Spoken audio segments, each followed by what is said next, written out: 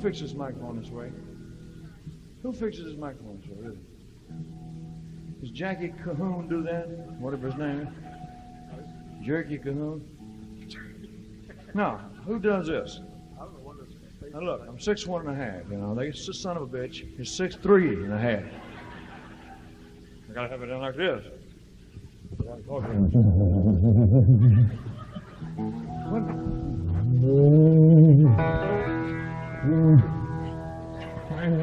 My engineer's dying over in the booth, man. These microphones cost $2 a half each. Do what? JD's mics cost $2.50. Well, I know that. You can't tell me that. But he got them on sale. They're $1 each. It's like them suits you got for the group. Lansky Brothers on Beale Street. I've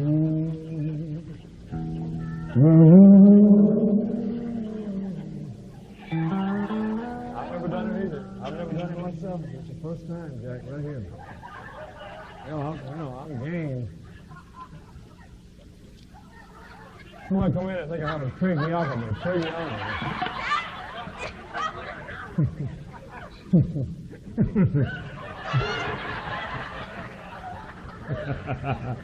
Sounds like some of the first records I ever made.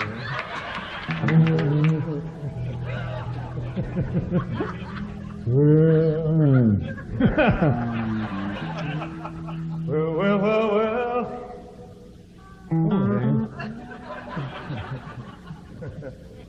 Well.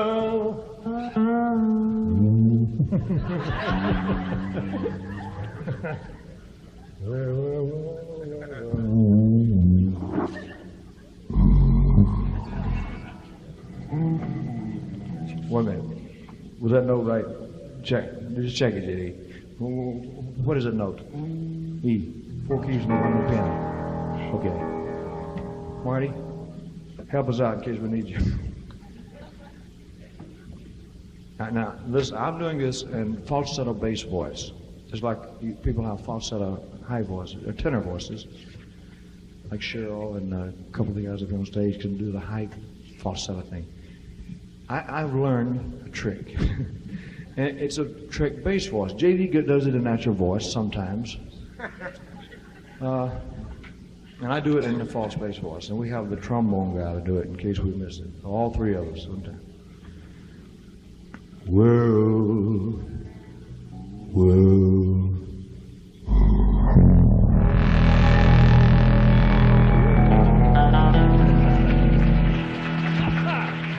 Good evening, ladies and gentlemen.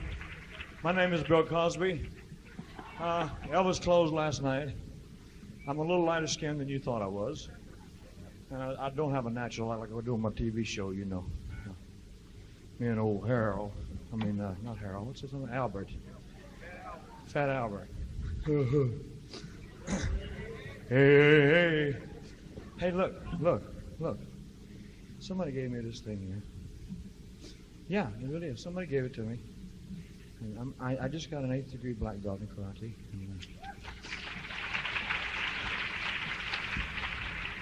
After 16 years of doing this art every day for 16 years, I was awarded the 8th degree, which carries, let's see, 8th degree. There's only 10 degrees of black.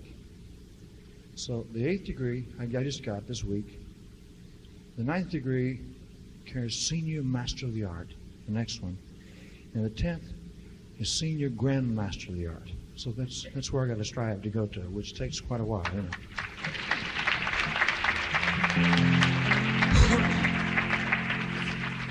I want to make one thing clear. Let me make something clear. I've been singing that song for just a minute here. I've been singing that song for a long time. And a lot of people kind of got it associated with me because they think it's a personal thing. It is not. It's a beautiful song written by Marty Robbins. And I heard Frankie Lane do it, I think it was. And I just love the song. And it has nothing to do with me personally. Or my ex-wife, Priscilla, she's right here. Honey, stand up. Come out, Johnny. Come out. Come on out. Turn around and let them see you. Let them see you.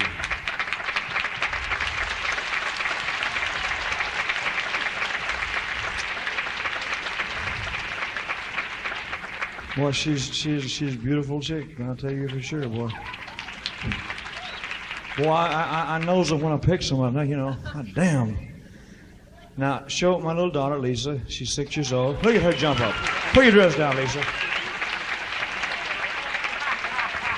You pull your dress down before you jump up like that again, young lady.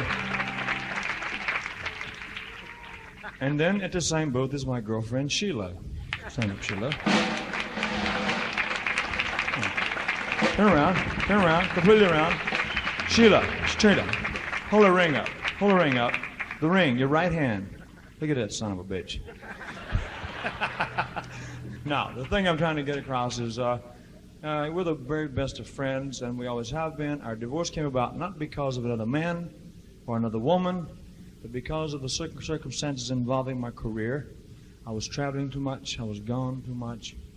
And it was just an agreement that I didn't think it was fair to her because I was gone so much and everything.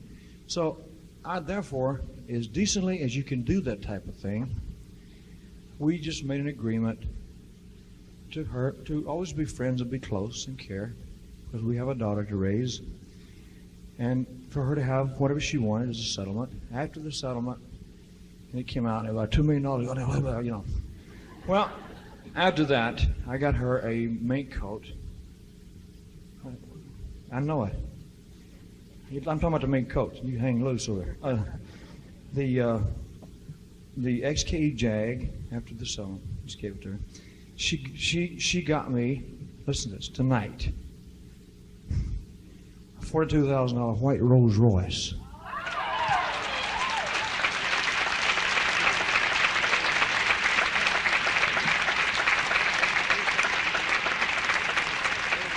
That's the type of relationship that we have, you know, and it's not a bad setup, is it, fellas?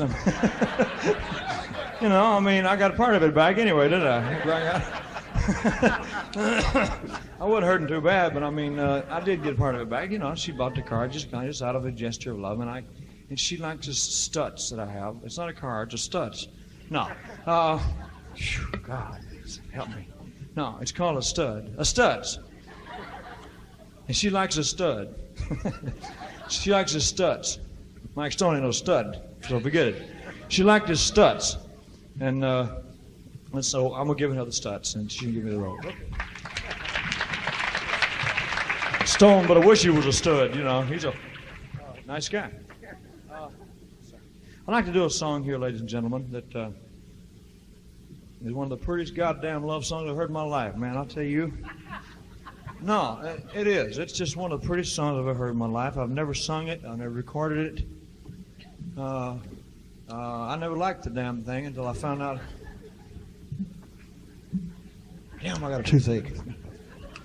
Until I found out the story behind why it was written, and then I really didn't like it because I don't like that type of stuff. So, next song, no. Now, this is a true story of a song. It's been around for a long time. Try to take his belt out, really. He's going to cut me, castrate me, do something, you know. Really, I can't do that. I got things to do and places, you know, places to go and other tours and things and cities and chicks and all that jazz, you know. Look, I just call. Be careful. Be careful, son. Be careful. Don't get it caught in the cord. I'll die, you know. Electrocute my ass. And excuse me, folks. I just mumble things. Oh! Damn, it's that tight. You cut off my hair, man. I can't sing. You know, I sing from down in the gut, down two souls. It'll never get up here. I want to tell you a story, if you don't mind, before I do this.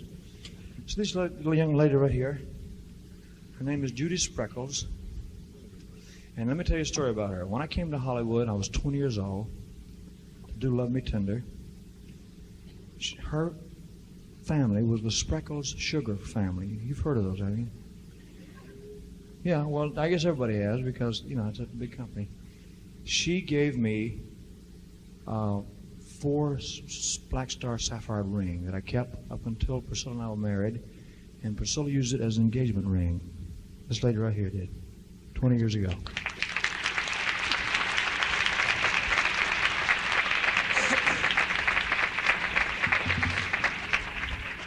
Judy Spreckles. I don't know where she's been. She's been married off in the hills, flying into jets and climbing trees and all kinds of stuff there. Riding horses. She's a wild woman, you know, but she did that, and she comes around every once in a while to check on me, you know. Thank you, ladies and gentlemen. Thank you very much. Oh, you're out of sight. You are fantastic. Thank you. Boy, I tell you what, really, I couldn't have gotten a better audience if I'd stood out there and paid everybody $20 to come in here. I really couldn't. You are out of sight, boy.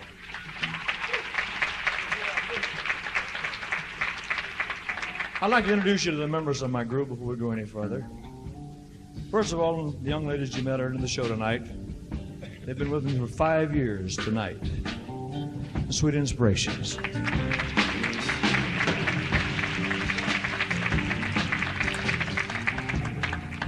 Some of the finest voices in the world. They've been with me 4 years tonight. J.D. Sumner and the Stamps Quartet.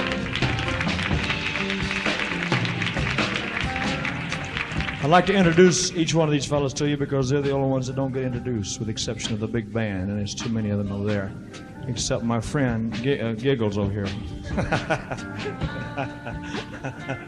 Look at him, man. He's jolly. He's jolly, man. And the little Indian, the Indian boy down here. So, you know, look at him.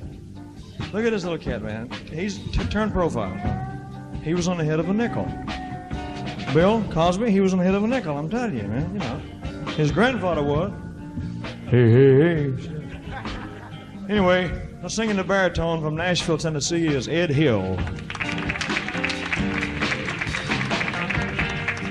Singing the lead, one of the strongest voices I've ever heard, is Ed Enoch.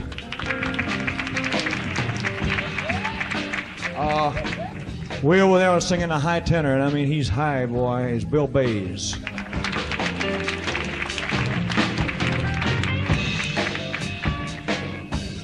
One of the highest voices, strongest, next to mine. The little girl that does our high voice singing, she's with the Metropolitan Opera for a year, and she has a beautiful voice. She works on all my records. Her name is Kathy Westmore.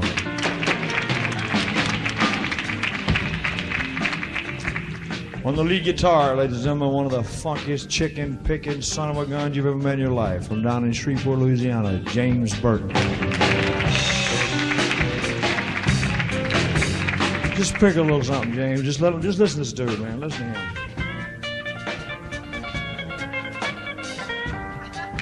Go ahead, talk some more, man. Talk.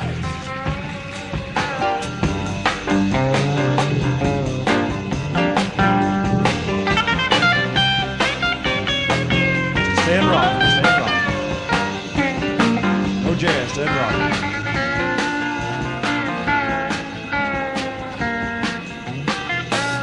A little more. Get a wah-wah. Listen, get a shaft.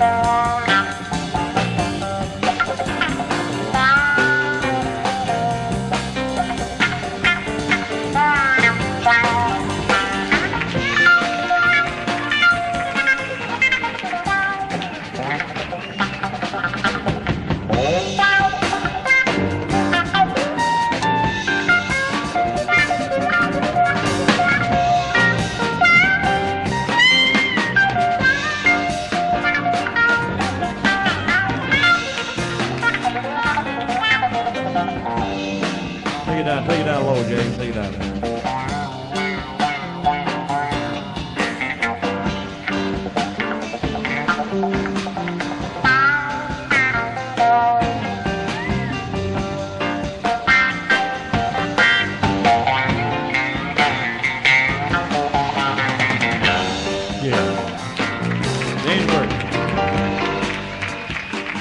And the rhythm guitar from Springfield, Missouri, John Wilkerson.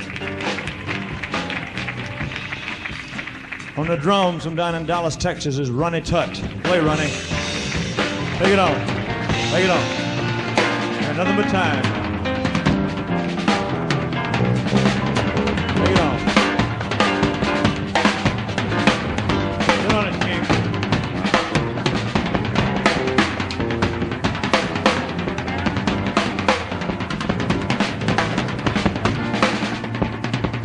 Stay on it, baby. Stay on it. We got nothing but time.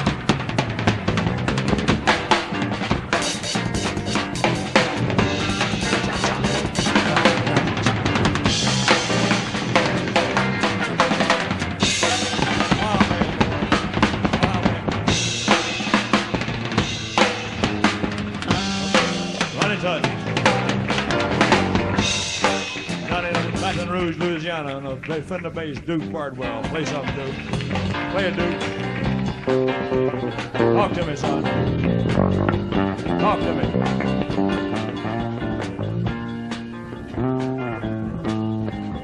Play it, Duke. Come on, come on, come on. Oh, walk on it, walk on it, walk on it. It's dirty. Louisiana, man. I'm alligators in your hair. Come on. Down in Louisiana, son. Alligator bait down there. Come on. Come on. Ah. You know, you got your granny. Duke Bardwell. Turn Lindy's amp up. Down in Lubbock, Texas, turn his amp up. Lubbock, Texas, on the piano, Lindy Harden. Wait, Lee. Get on it, baby.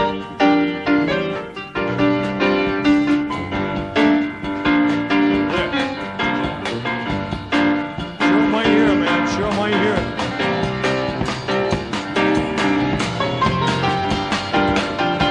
All right.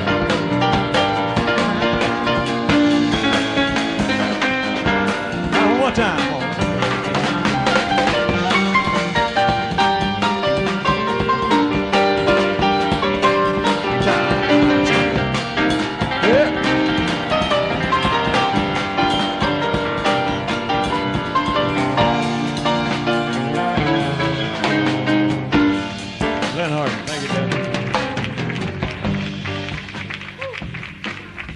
Come on.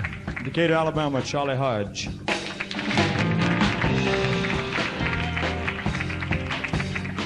Fellas have been with me for about a year. Hold it for a second. Just hold the music. They've been with me for about a year, and they open a show tonight, but I'm going to ask them to do a song. Is Pete backstage? Did you do that without you tonight? Would you do that for me? Pete? Pete, are you here? The kid from Sweden, where is he? Come here. Come here, son.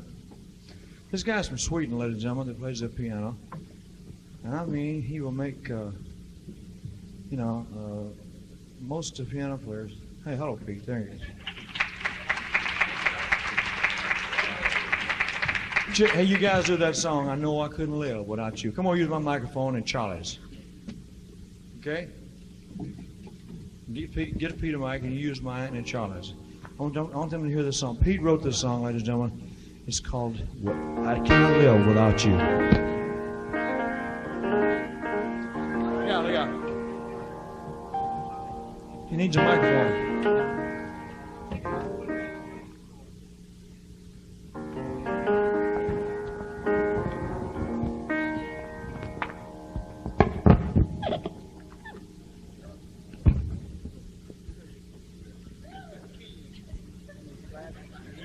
These fellows are from Nashville, and I call them Voice, and you see why. Our conductor from Las Vegas is Mr. Joe Gershaw. Joe is conducting the fantastic Joe Gershaw Orchestra.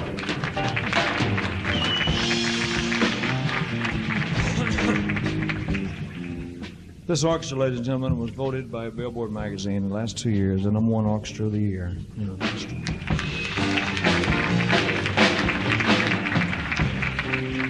Cost me a fortune to get that done.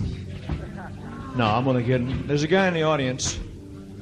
I got sick one night last week and I had a temperature of about 102. Wait a minute. Don't applaud me, 102 temperature. No, I had a temperature. It was a flu going on in this town, and all my employees were dropping like flies. And they were in the room with me, get me dressed, and they breathed in my face. And so I caught the flu, and I missed one night, which I don't like to do. I've only missed about 6, 7 nights in 19 years from illness. Because to me, a germ is an enemy, and I hate that son of a bitch, and I'll fight it, and that's why I went to the hospital. Once in my life.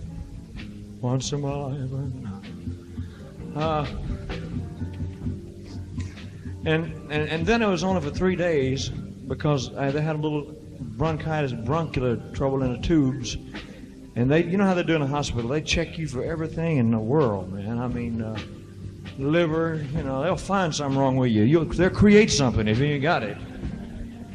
That guy took a liver biopsy. You know what a liver test is? You know what a liver, you know what it do? The doctor comes in and says, don't look at me. Turns your head, takes a needle this long, goes, right between your ribs, pulls out a piece of your liver. I swear to God, that's it. John, you know what I'm talking about. And so I said, he said, I don't move for 24 hours. And here I was, like this. Damn, what do you do to me? I was okay. I was getting well, and he come in and stabbed me. I swear to God, I saw him out of the corner of my eye because I can't help it. I'm trained that way. He looked like a samurai warrior. He said, "Ta-da!" With that needle, man, you know. Fastest son I've ever seen in my life, boy. Anyway, when I got sick, a fellow volunteered his services to come in and fill in for me. He was way up north somewhere working or getting a TV show. He does so much. He volunteered to come in and work this show for me. Another, he's been here ever since. He'll open here tomorrow night. I'd like to thank him, Bill Cosby.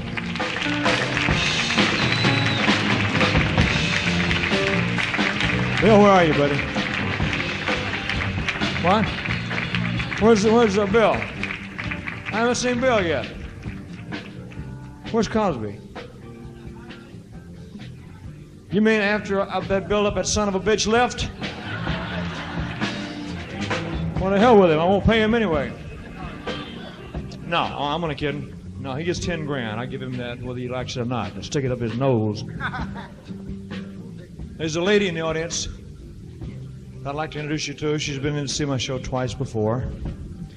The reason we have a mutual respect is because the only way we know how to sing is from the gut out, both of us. And you know who I'm talking about? Her name is Vicki Carr. Turn around, baby. Turn around. Turn around. There you go.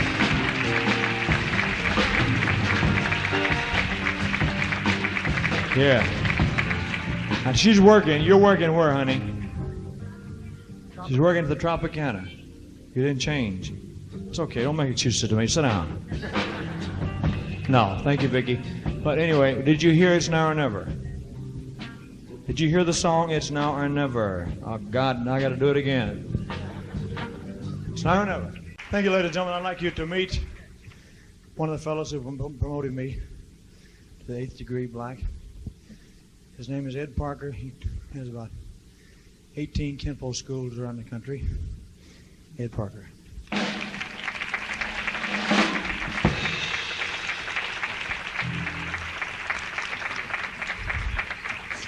There's another fellow in the audience. See that book. It's a friend of mine. His name is John O'Grady. He's written a book. He was head of the narco squad in Los Angeles for 26 years. And on the 166th page, he's got about 3 pages about me and my ex-wife, Priscilla, and about our friendship, and about that maternity suit. It turned out to be a complete conspiracy and a hoax, man. You know, just no way. I had a picture made with that chick, and it's all. I mean, she got pregnant with a camera, a Polaroid or something. Anyway, it's all in this book. It's been watching Polaroid cameras, water. But you know what she did? And when she goofed up, she named the night. And the night that she named, my wife was with me in the audience. And that's the night she said, ain't no way I'm going to fool around with her out there. You kidding me? So anyway, let me tell you something.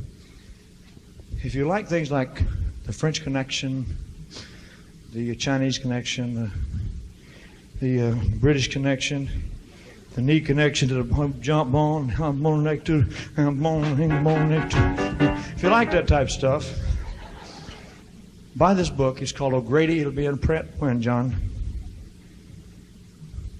Up September 27th. It will fascinate you. It's about 26 years of a hardline policeman working in the narco squad out of Hollywood. so you can imagine what it's like. By this book, it's called O'Grady. Okay.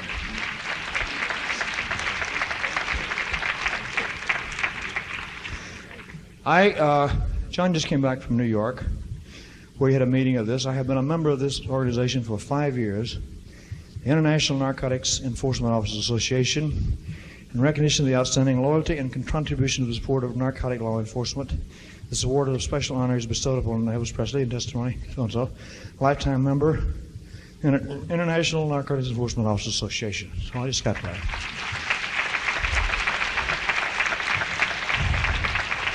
So, I don't pay attention to rumors. I don't pay attention to movie magazines. They don't read them because they're all junk. And no, I don't mean to put anybody's job down. I'm talking about they have a job to do, and they got to write something. So if they don't know anything, they make it up, you know. So in my case, they make it up. When I hear rumors flying around, I got sick in the hospital. Well, I was, you know, in this day and time, you can't even get sick. You are strung out. Oh, by God, I'll tell you something, friend. I have never been strung out in my life, except on music.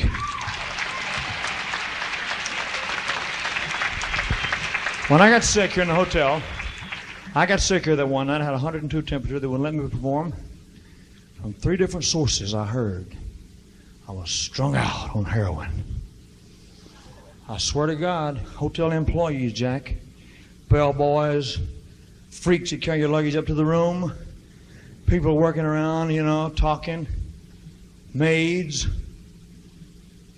And I was sick. I was, you know, had a doctor, had the flu, and I got over one day. But all across this town, I was strung out. So I told him earlier, and don't you get offended, ladies and gentlemen, I'm talking to somebody else. If I find or hear the individual that has said that about me, I'm going to break your goddamn neck, you son of a bitch.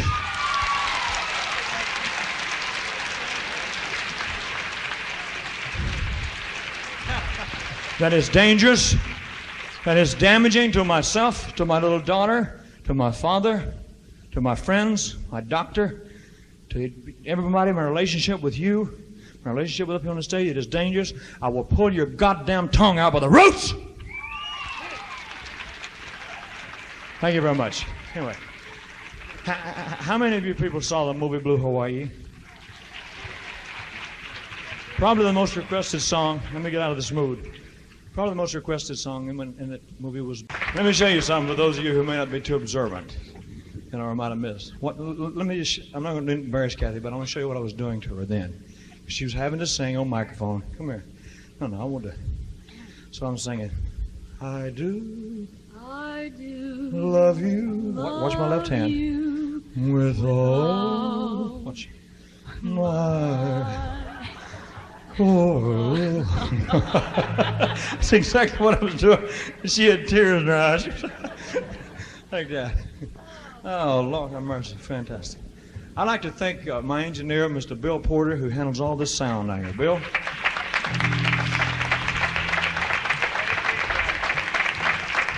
I'd like you folks to meet my father. He's in the audience somewhere. I'd like him to stand up. Dad, where are you?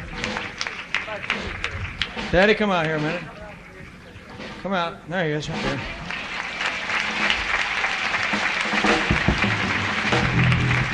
Thank you, Daddy. My manager, Colonel Tom Parker, where is he? Is the Colonel around anywhere? Oh, he's out playing roulette. Don't kid me. I know what he's doing. Him and Cosby out there talking mash and drinking trash or whatever. Anyway, ladies and gentlemen, I want to tell you a little bit about this jewelry that I got on. No, I can't sing about the jewelry. Hell, you know, these rocks. Now, this thing I got on wore in the Hawaii special, you know, and people thought it was one big stone, and it's not. It's 11.5 carat stone, which is pretty big. You know, it's the biggest I've ever seen. And anyway, this next to Elizabeth, I think she's got the biggest one. I think you're right, and that's the biggest diamond too.